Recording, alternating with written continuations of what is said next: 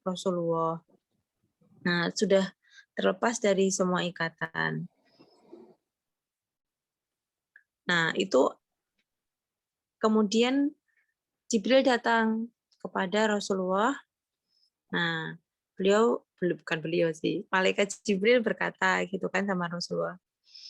Wahai Rasulullah, kurang lebihnya, wahai Rasulullah, aku sudah mengobatimu dari segala sesuatu yang membuat engkau sakit dari kejahatan orang-orang yang iri, dengki, gitu. Kemudian Allah Ta'ala menyembuhkannya. Nah, itu adalah salah satu kenapa surat An-Nas dan Al-Falaq ini turun seperti itu. Nah, kita coba masuk ke mufrodatnya ya. Nah, coba Mbak dibuka mufrodatnya yang paling atas coba. Yang An-Nas itu. Sebelum surat An-Nas ada mufrodatnya. Ada nggak? Nah, itu. Nah, itu ada kalimatul jadidah ya. Kata-kata baru. Nah, ini kalau buat teman-teman yang sudah dari lulusan Ma'had ini insya Allah gampang ya untuk per kata ini gitu. Tapi kalau yang tidak dari lulusan pondok enggak apa-apa. Kita belajar bareng-bareng gitu. Nah, yang pertama itu ada aduun. Aduun itu artinya musuh. Kemudian ibta ada yapta itu artinya menjauh. Malikun artinya raja atau penguasa.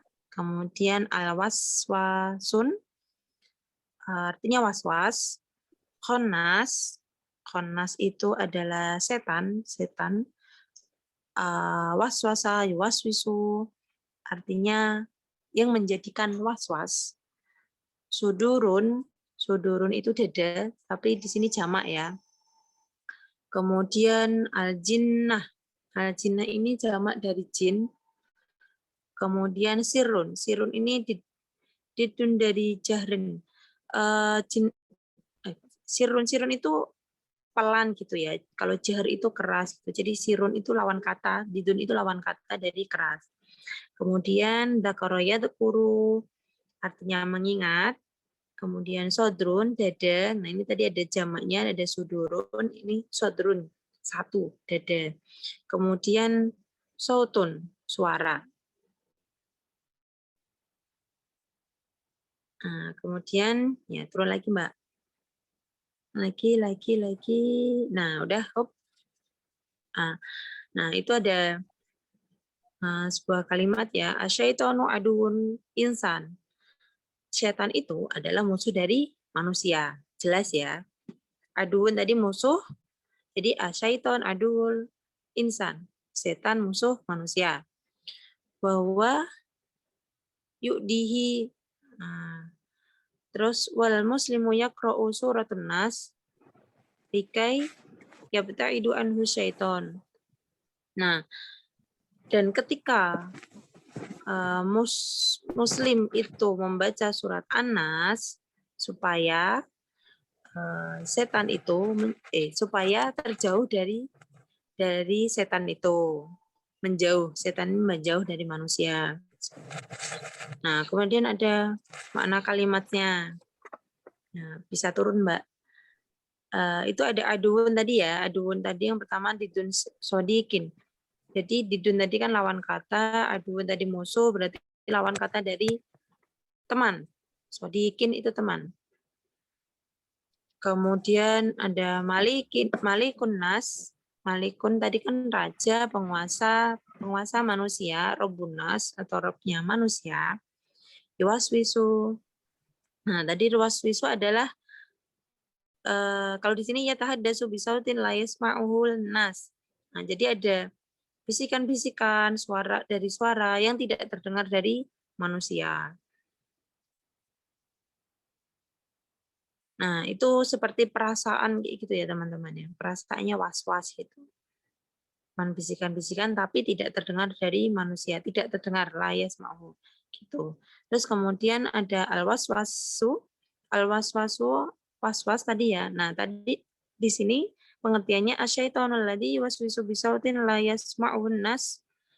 Nah, jadi setan yang yuwaswisu bisyaitin. Nah, jadi setan ini yang membisiki, memberikan rasa was-was yang tidak didengar oleh manusia gitu. Kemudian sudurun jamu dari sodrin.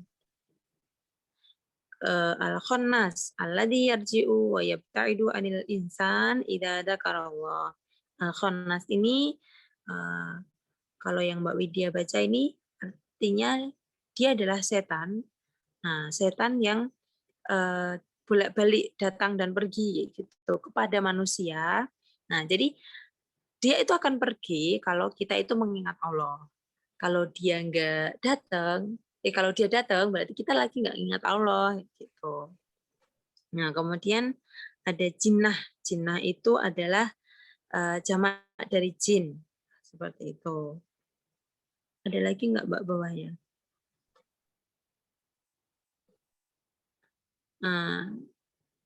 Nah, jadi ini apa namanya? Ada sebuah makna di sini bahwasanya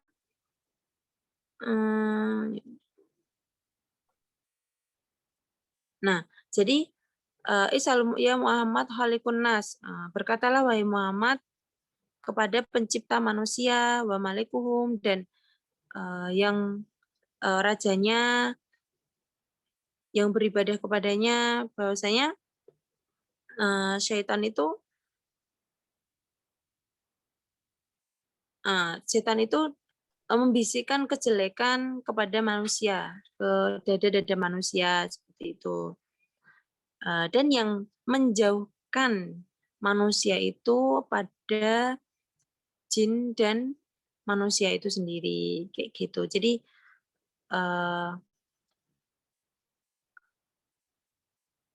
bisikan-bisikan itu bisa datang dari jin dan manusia itu sendiri seperti itu. Kemudian Mbak masih ada bawahnya nggak?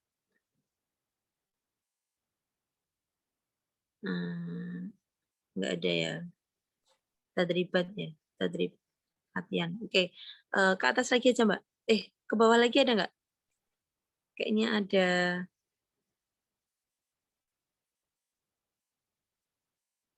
Lagi. Lagi. Lagi. Oke, atas atas tadi ikro ada tulisan ikro. Lagi. Atas lagi tadi. Coba. Enggak. Coba turun lagi, turun. Nah, itu. Nah, ini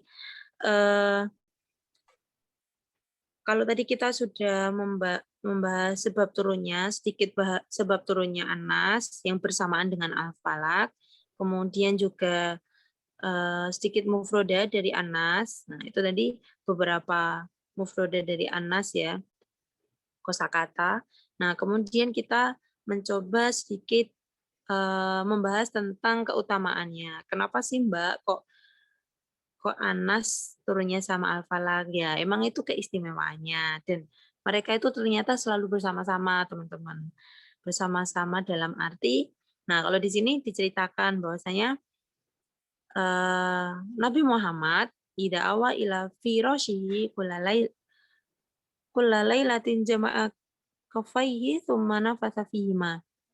Nah, jadi ketika Rasulullah itu malam gitu ya, hendak mau tidur seperti itu. Nah, jadi di kasurnya, nah, kemudian beliau itu membaca kul huwallahu ahad. Oh ya, membacanya itu tangannya sambil ini ya, kafai manafatu fihima. Jadi tangannya itu, jadi kalau teman-teman lagi doa kayak gitu ya, kayak memanjatkan doa gitu, digabung. Tangan kanan sama tangan kiri itu digabung. Nah, terus kemudian Rasulullah berdoa atau membaca di atas tangannya itu. Beliau membaca Qul huwallahu ahad, kemudian Qul a'udzu birabbil falaq, kemudian Qul a'udzu birabbin nas. Jadi ada 3 itu. Nah, itu kalau tadi kan asbabun nuzulnya Al-Falaq sama Anas aja gitu ya. Nah, ternyata di sini Rasulullah juga membaca surat Al-Ikhlas. Nah, nanti surat Al-Ikhlas ke utamaannya nanti ada pembahasannya lain waktu seperti itu. Nah, kemudian tsumma yamsahu bihima mastata'a min jasadihi. Nah, kemudian disapu tuh tangannya tadi ya kan udah kayak baca 3 kul tadi. Nah, kemudian yamsah diratakan, dibasuhkan kayak gitu di badannya. Yabda bihima ala ra'si wa wajhi. Dari mulai rambutnya, kemudian wajahnya, wa ma aqbala min jasadihi. Kemudian dilanjutkan ke badannya.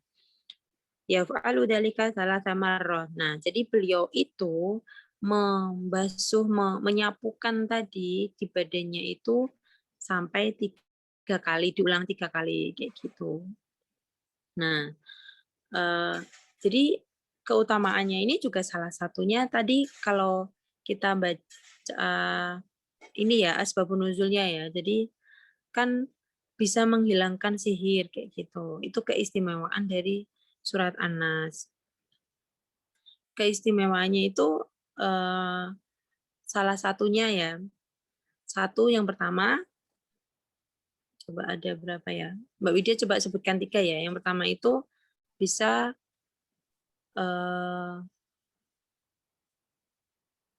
sakit itu kan sunatullah ya. Sakit itu sunatullah. Semua orang pasti pernah sakit gitu. Siapa sih yang nggak pernah sakit kayak gitu. Bahkan dokter sekalipun yang mengobati pasien, orang-orang sakit kayak gitu ya, itu bisa sakit. Nah, Rasulullah juga seperti itu. Pernah sakit. Yang nggak pernah sakit itu malaikat seperti itu ya. Jadi kalau ada orang nggak pernah sakit, mungkin dia malaikat kayak gitu. Nah, karena sakit sunatullah, jadi surat ini tuh bisa menyembuhkan sebagai bentuk obat lah, bentuk obat untuk yang sakit seperti itu. Nah, kemudian yang kedua, nah penyebab sakit itu kan banyak ya, banyak seperti misalnya kalau secara fisik itu mungkin kayak demam karena cuaca atau apa namanya mungkin sekarang serangan virus kayak gitu. Dan juga kalau yang non fisik itu seperti sihir tadi, terus perasaan iri, dengki, ain, gitu. Nah, setiap sakit itu kan ada obatnya. Nah, itu bisa kalau teman-teman biasanya kan suka yang herbal atau kimia kayak gitu. Kalau herbal mungkin kayak rempah-rempah, tuh. Terus apalagi. Nah, itu kemudian yang kimia ada obat-obat yang generik atau non generik yang biasanya kita dapat di apotik. Nah, kemudian ada dengan doa. Nah, ini bisa dijadikan sebagai obat. Nah, kemudian surat An-Nas ini juga bisa menjadi pelindung tadi ya, waktu kita sebelum tidur seperti itu. Nah, jadi obatnya tadi dengan Al-Falaq ya, karena turunnya itu bersamaan. Nah, bisa barengan. Al-Falaq dulu, An-Nas dulu. Nah, itu bisa menghindarkan kejahatan yang diperbuat oleh makhluknya. Kalau tadi teman-teman menyimak seperti itu kan dari surat An-Nas tadi bahwasanya was-was itu bisa dari jin dan bisa dari manusia juga dari setan itu semua makhluk Allah gitu. Jadi enggak ada yang enggak bisa seperti itu. Insya Allah dengan kekuatan doa jika Allah mengizinkan. Seperti itu teman-teman. Ini ada tanya jawab nggak, Mbak? Ada, Mbak. Iya.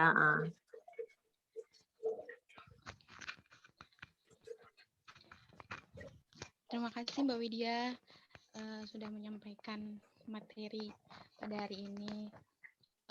Untuk teman-teman sekalian, jika ada yang ingin bertanya, silahkan langsungin aja ya, on cam, terus sebutkan nama dan prodinya. Silahkan. Sila izin bertanya, Mbak. Baik, silahkan, Dek. Nama sama prodi ya. Nah, perkenalkan saya Tasila dari Prodi Gizi FIK. Di sini saya ingin bertanya untuk tadi kan disebutkan ada sebelum tidur itu membaca Al-Ikhlas, kemudian An-Nas dan juga Al-Falaq, kemudian diusahakan di seluruh tubuh. Kalau tidak salah itu kan termasuk sunnah juga kan. Nah itu dalam mengusapkannya itu maksudnya kah tata cara atau urutannya misal dari anggota tubuh yang kanan dulu atau bagaimana seperti itu. Terima kasih. Baik, Mbak, bisa langsung jawab apa ditampung dulu? Mbak Wid. Boleh langsung aja nanti daripada lupa ya. Ya, silakan, Mbak. Oke. Tadi pertanyaan dari Mbak siapa tadi? Mbak Aisyah? Mbak Tasila. Tafila? Tasila, Mbak. Tasila ya? Oke. Barakallahu Mbak Tasila. Jadi pertanyaannya tadi kan ada mengusap sebelum tidur gitu. Ya, sunnah gitu. Dulu ibu saya juga ngajarin kayak gitu ya. Jadi sebelum tidur kita bersihin kasur dulu, terus kemudian kita berdoa kayak gitu.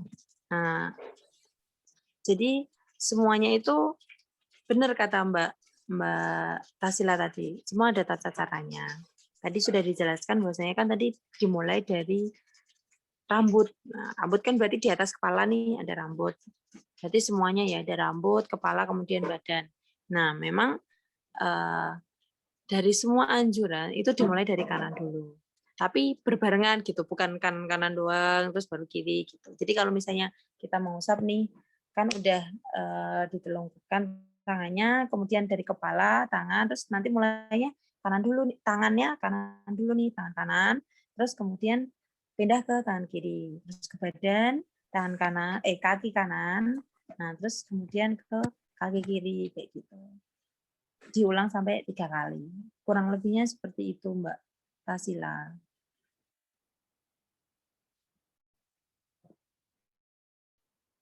Kayak kita potong kuku gitu ya. Potong kuku sebenarnya bisa dari tangan, dari mana aja gitu. Karena jari kita 10, mau dari jempol dulu, kelingking dulu.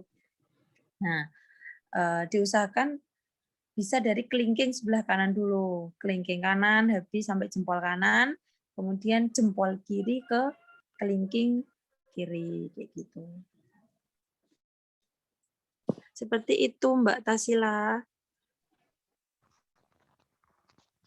Terima kasih. Gimana Tasila? Ada feedback? Alhamdulillah terima kasih. Dan saya apakah boleh bertanya lagi? Iya, boleh. Silakan.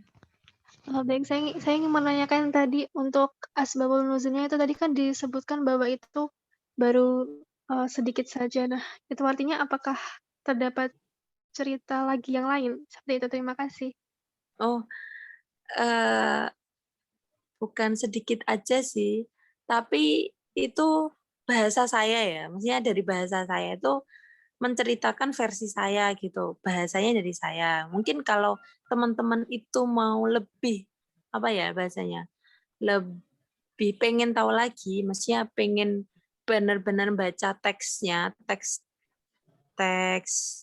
booknya kayak gitu, teman-teman bisa bisa cari sendiri kayak gitu. Tadi kan pakai bahasa saya nih, cara ngomong malaikatnya, cara ngomong Rasulullahnya sama Aisyah, terus cerita versi saya gitu. Jadi mungkin bisa jadi kurang lengkap kayak gitu, tapi kurang lebihnya seperti itu, gambarannya seperti itu gitu. Jadi kalau misalnya mau di teks bukan lagi gitu, nanti ada Lubaid bin siapanya, atau mungkin nanti kapan Rasulullah datangnya, terus kemudian 3 sahabatnya itu tadi Ammar, Yasir, Zubair itu nama panjangnya siapa, kayak gitu. Jadi kurang lebihnya surat An-Nas ini turun berbarengan dengan surat Al-Falaq itu adalah ketika Rasulullah sedang menghadapi sihir dari Lubaid kayak gitu.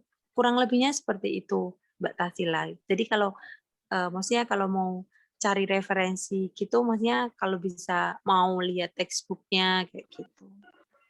Seperti itu. Baik, alhamdulillah, terima kasih. Sama-sama. Terima kasih Tasila. Ada yang ingin bertanya lagi? Iya, Kak. Oke, sebutkan nama dan prodi ya. Nama saya Adinda Septa Rahmada Yudhistira, NIM B20190637. Saya mau bertanya, tadi kan bisikan itu bisa datang dari jin atau manusia itu sendiri. Ya, kalau misal dari jin itu kan pasti ada yang bisikan keburukan udah jelas ya, kejelekan gitu lah. Kalau dari manusia itu sendiri, bisikannya itu berupa apa ya, Kak? Terima kasih. Baik. Nah, jadi jin sama manusia itu memiliki kehidupan yang sama. Jadi teman-teman kalau membaca kehidupan jin kayak gitu ya, kehidupan jin dan manusia itu sebenarnya sama. Ya, mereka ada yang baik, ada yang jahat juga, ada yang Islam, ada yang kafir kayak gitu. Sama seperti kehidupan manusia. Bedanya mereka tinggal di alam yang berbeda seperti itu. Nah, bisikan-bisikannya seperti apa gitu. Jadi teman-teman pernah nggak ngerasa cemas, ngerasa was-was kayak gitu. Misalnya nih mau ujian, terus habis itu teman-teman tuh ada kayak kurang nggak paham gitu sama materinya gitu. Terus teman-teman tuh berpikiran seperti nanti nek aku nggak bisa gimana ya? Nanti kalau nilainya jelek gimana ya? Aku kan pengennya dapat A. Nanti kalau aku dapat B gimana ya? Nanti kalau dapat BC gimana ya? Kalau ngulang gimana ya gitu. Nah, itu perasaan was-was timbul gitu. Jadi sebenarnya itu bisikan kayak gitu. Aslinya itu bukan karena percakapan kita sendiri itu. Jadi was-was itu sudah muncul gitu kan. Muncul terus kemudian diletikkan ke kita. Ini gimana ya? Itu gimana ya? Gitu. Nah, itu jadi muncul perasaan was-was gitu. Itu dari manusia sendiri kayak gitu ya. Nah, bisa juga jadi jin. Jin mungkin apa ya contohnya ya? Kalau jin itu mungkin kayak, nah kita mungkin lagi di gelap nih, takut gitu kan. Terus mungkin ada bisikan-bisikan dari jin atau dari setan, ntar ada apalah, ada inilah kayak gitu. Jadi kayak membuat kita memiliki perasaan yang was-was, khawatir, cemas kayak gitu. Jadi kan tadi ada was-was, was-wisu kayak gitu ya. Menjadikan perasaan kita was-was. Seperti itu Mbak kurang lebihnya. Oh, iya, Kak. Baik. Terima kasih, Kak. Oh iya, sama-sama.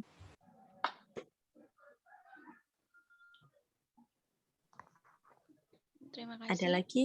Ya, mungkin ada yang ingin bertanya lagi.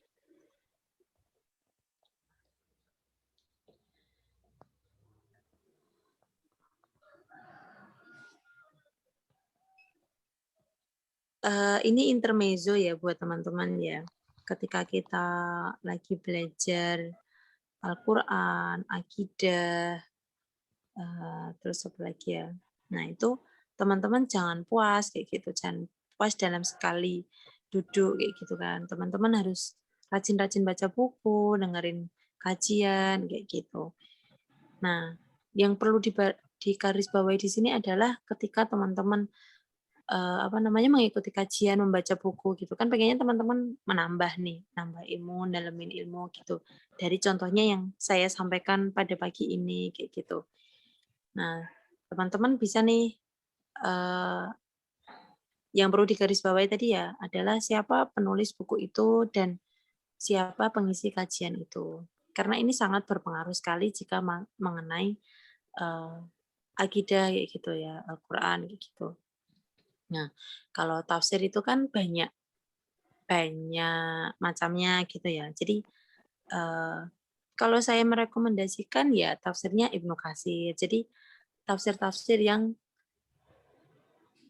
sudah apa ya namanya? Sudah legend ya bahasanya gitu. Jadi ketika teman-teman mendengarkan kajian apapun itu, akidah, terus tafsir gitu, teman-teman bisa melihat perawinya, siapa yang mengatakan itu gitu. Kalau dari waktu zaman Rasulullah kan yang meriwayatkan hadis itu penting banget gitu ya. Siapa sih yang meriwayatkan? Saya nggak sih ini gitu. Nah, dari apa namanya sanadnya aja harus benar kayak gitu kan. Dari ini dari Rasulullah. Orang itu jujur nggak sih, orang itu baik nggak sih gitu. Nah, itu harus kita terapkan juga saat kita mencari ilmu, teman-teman. Jadi waktu kita mencari ilmu, kita harus melihat siapa sih yang isi gitu. Riwayatnya gimana sih gitu. Jadi ketika kita mau belajar pun juga kita nggak bertanya-tanya kok gini sih, kok gitu kayak gitu. Jadi insya Allah kalau kita sudah pas ya menemukan siapa pematerinya itu, insya Allah lurus siratul mustaqim kayak gitu. Nggak kepikiran oh iya, oh masa sih kayak gitu. Dan satu lagi, otak yang dikasihkan ke kita itu untuk membenarkan wahyu ya, bukan untuk mempertanyakan wahyu. Jadi ketika ada kajian sampai kita bilang, masa sih kayak gitu? Kayaknya enggak deh. Kalau di logika kan enggak mungkin kayak gitu. Jangan samakan kita dengan orang kafir, dengan orang Yahudi. Kalau mereka itu dilogikakan dulu baru percaya, wahyu itu dilogikakan dulu baru percaya. Tapi kalau kita sebagai orang Islam itu percaya dulu, entah itu enggak masuk logika ataupun masuk, itu kita harus percaya dulu. Nah, itu bedanya kita sebagai orang Islam dan mereka yang orang kafir atau Yahudi, seperti itu. Seperti itu teman-teman, kurang lebihnya. Mungkin ada yang mau tanyakan lagi? Atau sudah cukup? Mbak mau tanya. Oh ya. Kalau sekarang kan banyak nih ya kayak ruqyah gitu. Nah itu termasuk cara buat menghilangkan sihir juga nggak sih Mbak? Apa Mbak? Ruqyah. Banyak. Oh ruqyah. Oh, nah itu juga termasuk salah satu apa pengusir sihir nggak sih Mbak? Masih dipertanyakan sih. Oh ya. Kalau yang dari saya pelajari ya Mbak, ruqyah itu memang kan isinya surat-surat dari Al-Quran ya. Dimulai dari Al-Fatihah, ayat kursi, kemudian 3 kul ini, kayak gitu. Nah, ruqyah itu juga salah satu menghilangkan sihir juga, seperti itu. Tapi di dalam ruqyah itu mesti ada menyebutkan 3 kul ini, kayak gitu. Ditambahkan dengan ayat-ayat Al-Quran yang lainnya yang memiliki keistimewaan menghilangkan sihir, seperti itu. Bahkan tidak hanya sihir kayak gitu kan, jin aja juga bisa dihilangkan dengan ruqyah. Kemudian ain, kalau teman-teman mempelajari ya penyakit ain gitu ya, yang sekarang lumayan hectic gitu kan, insya Allah dengan izin Allah gitu bisa untuk menghilangkan sihir. Seperti itu Mbak. Makasih. Sama-sama. Baik, untuk yang lain teman-teman, ada yang mau bertanya, yang masih penasaran, disampaikan.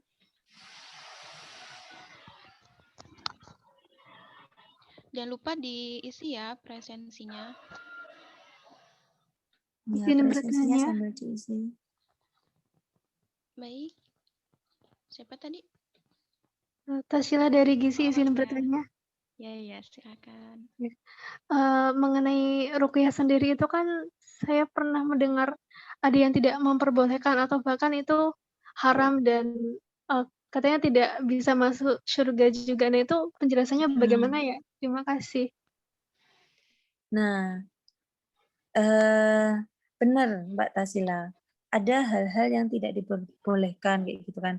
Jadi salah satunya yang pernah saya pelajari adalah ketika kita meminta diruqyah, kurang lebihnya. Jadi kita minta diruqyah sama orang, kemudian orang yang mengruqyah, ini beda ya, minta diruqyah, kemudian ada yang meruqyah, tapi bukan meruqyah yang minta ini. Yang kedua, orang meruqyah, tapi seolah-olah dia itu bisa melihat jin atau setan kayak gitu. Dan yang ketiga adalah ketika meruqyah, tapi tidak dengan syariat. Maksudnya di luar syariat kayak gitu ya. Entah ada bumbu-bumbu apanya gitu. Jadi kalau zaman sekarang itu kan ruqyah itu udah kayak apa ya? Dukun kayak gitu ya. Jadi kan kalau dukun itu bisa ngelihat ini, oh ada di situ ada, sini ada gitu. Kayaknya kita harus ngasih ini gitu. Jadi apa namanya? Sudah di luar syariat kayak gitu. Jadi ada batasan-batasan meruqyah kayak gitu. Ya salah satunya menggunakan ayat Quran ini kayak gitu. Bahkan kita sebenarnya bisa meruqyah diri kita sendiri kayak gitu. Contoh Rasulullah tadi ya sebenarnya kalau apa namanya bisa dilihat itu seperti mengruqyah dirinya sendiri kayak gitu kan. Terkena sihir tadi kayak gitu. Jadi Mbak Widya dulu waktu semester 2 atau 3 gitu, lupa ya. Di psikologi itu ada ruqyah syariah kayak gitu. Jadi bagaimana kita itu mengeruqyah diri kita sendiri juga meruqyah teman kita gitu. Jadi bisa bisa feedback apa ya bahasanya? Bisa bergantian gitu. Kita meruqyah diri sendiri, kita juga bisa meruqyah orang lain gitu. Dengan catatan itu masih dalam bahasan Al-Qur'an kayak gitu. Jadi kalau teman-teman pernah mendengar kisahnya Ustadz Andi, kalau nggak salah namanya ya. Nah, beliau itu pernah meruqyah seorang perempuan. Perempuannya itu baik loh padahal. Maksudnya bukan nggak baik ya. Maksudnya dia itu selalu dalam aturan kayak gitu. Maksudnya nggak ada yang aneh gitulah sama perempuan mbaknya ini kayak gitu. Pakai baju muslimah, rapi, pakai hijab gitu. Tapi ternyata emang ada suatu keganjilan gitu. Kalau nggak salah, kalau nggak suaminya kakaknya gitu ya, ada yang ganjil dengan Mbak satu ini. Kemudian dibawalah ke Ustadz Andi ini. Beliau meruqyah Mbak ini. Nah ternyata keluarlah apa namanya? Lah ruqyahnya itu jadi di dalam rumah teman-teman, di dalam rumah. Terus kemudian itu pas diruqyah, masya Allah ya, di apa namanya? Jadi di dalam rumah itu sampai keluar belatungnya, sampai banyak hal yang nggak bisa dinalar kayak gitu. Mbaknya itu sampai muntah-muntah. Ya kayak gitu, jadi kayak reaksinya kayak gitu. Banyak hal yang harus kita perhatikan dulu ya. Jangan sampai dengan ruqyah itu malah jadi apa namanya bumerang buat kita. Harusnya menjadi baik, tapi malah nggak jadi baik-baik kayak gitu. Benar Mbak Tasila ya tadi ya. Nah, ketika kita meruqyah harus melihat dulu apakah saya harus diruqyah, yang meruqyah lurus nggak nih, maksudnya dalam arti sesuai dengan kaidahnya nggak, sesuai syariahnya gitu. Jangan sampai sekarang kan banyak yang tadi saya sebutkan dukun tapi ngaku ustadz gitu. Kayaknya di pojok ada ini ada yang seolah-olah bisa melihat jin gitu. Kalau dari hadisnya kayak gitu kan barang siapa yang bisa melihat jin itu kan surga tertolak untukmu kayak gitu kan. Nah, nanti itu bisa dicari ya. Nah, seperti itu. Kurang lebihnya seperti itu Mbak Tasila. Nanti bisa sambil dicari-cari lagi kayak gitu ya.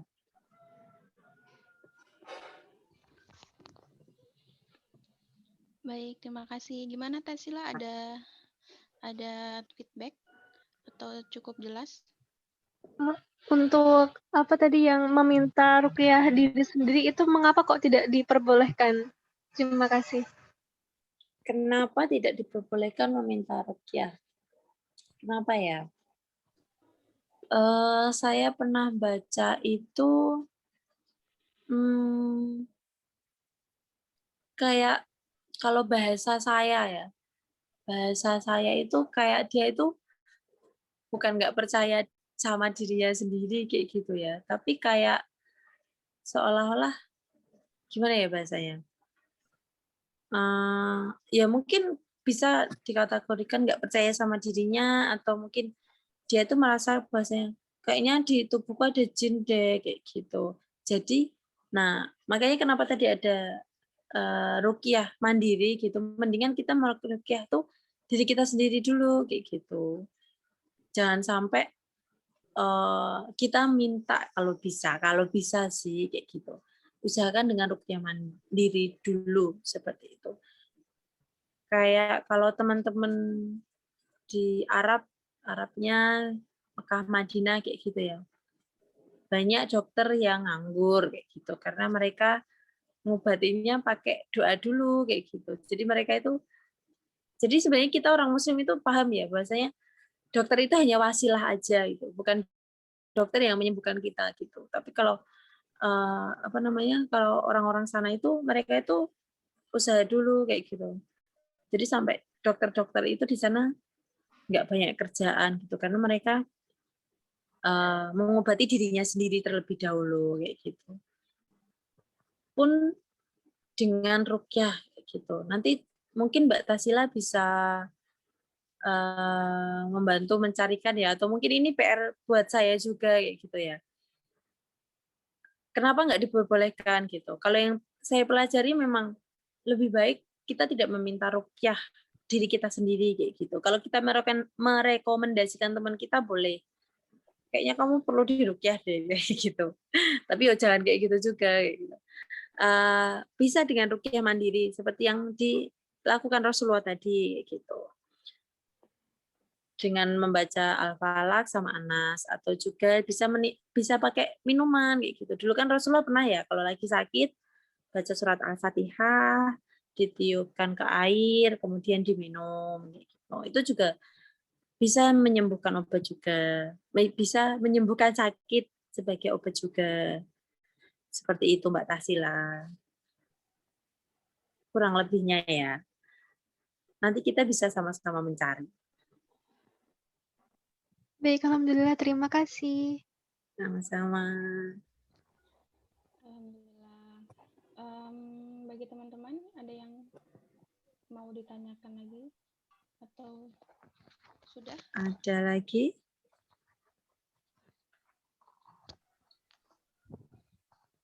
Rian Dini, tidak ada yang ingin ditanyakan?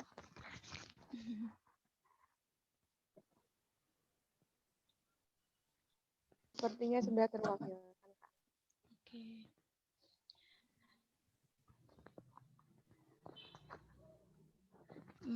Mungkin cukup ya untuk kelas pada pagi hari ini. Terima kasih untuk Mbak Widya yang telah menyempatkan waktu memberikan dan menjelaskan materi hari ini. Barakallahu fikum. Dan untuk kesimpulan, Mbak pengen dari salah satu ikhwan di sini sama akhwat ya, Mbak tunjuk ya, untuk memberikan kesimpulan.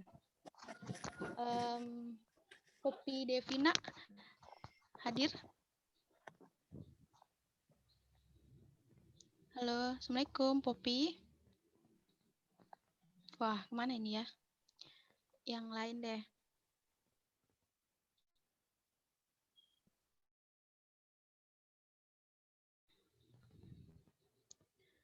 Ari.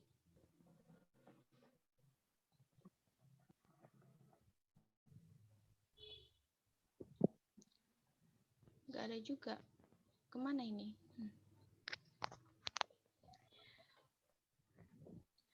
Oke, untuk Yaudah deh, Rian Dini aja deh yang dari tadi udah on cam. Udah.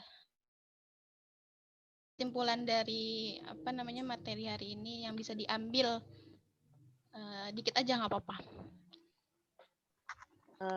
Bismillahirrahmanirrahim.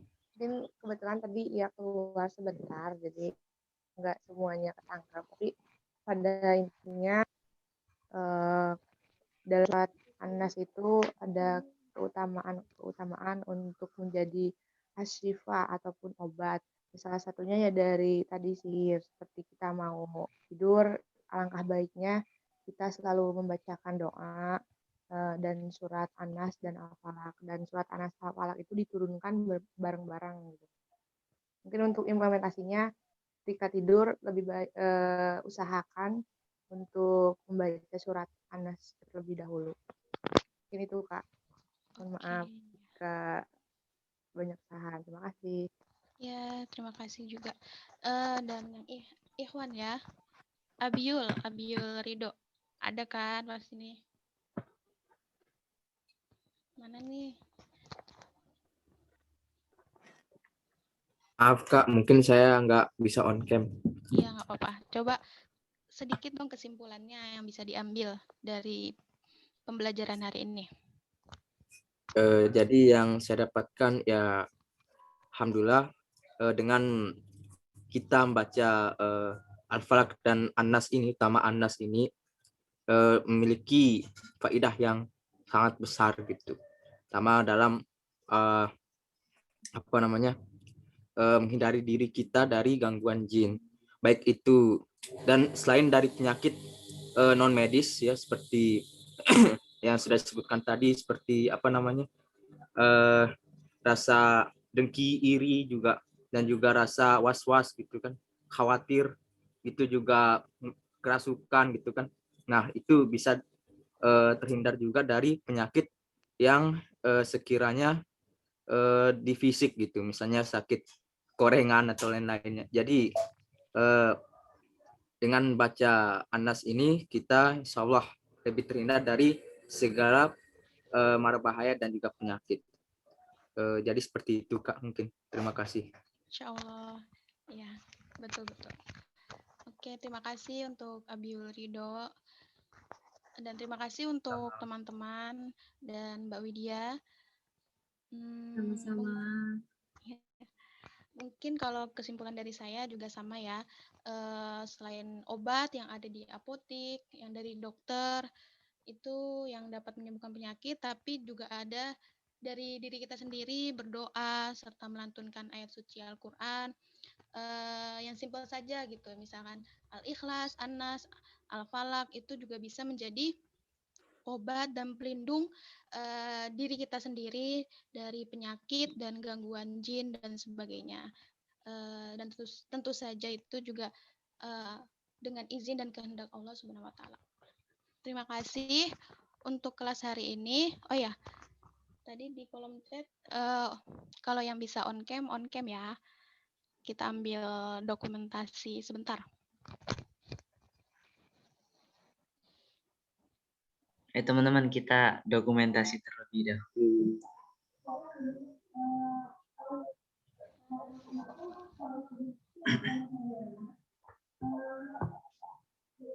Yang lain?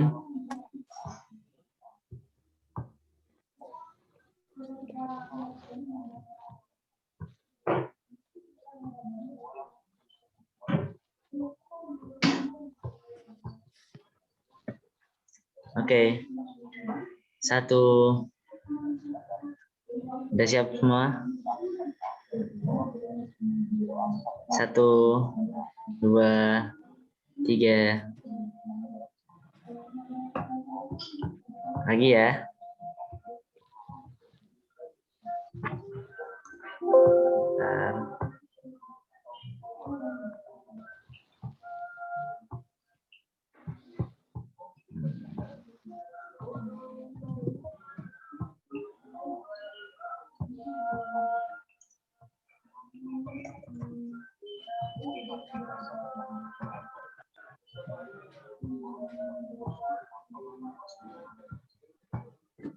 Satu, 2,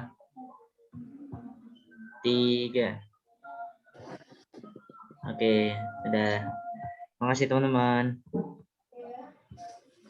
Ya, Barakallahu-fiik. Terima kasih Mas Arfian. Mbak. Makasih, Mbak.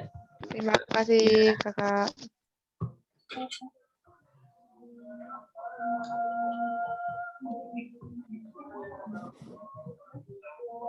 Sudah bisa live ya? Sudah, Mbak. Oke. Terima Kasih, Mbak. kasih. Ya, sama-sama.